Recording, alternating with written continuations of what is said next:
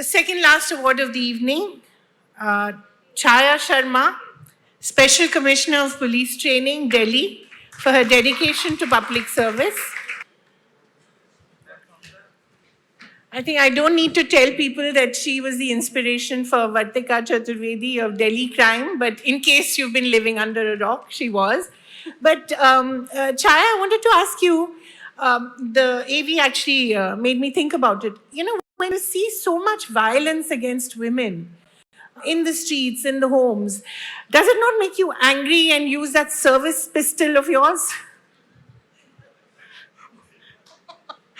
Well, I try I'm not sorry to make violence so laughable, but I try not to keep the service pistol with me, and the revolver that I own is kept by my husband in lock and key. So I think he let's doesn't take care know of when it. you'll use it. But I guess over a period of time, when you see so much of violence elsewhere and you're handling it, I think what happens is that certain calmness comes about you, and you want to handle the issues behind it. You want to address that, how you could prevent it, could have prevented it. So those thoughts come to my mind.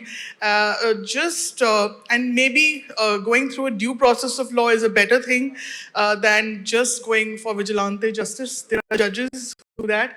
So definitely, the urge is there as a human being. And Especially when you see some of the most depraved things happening.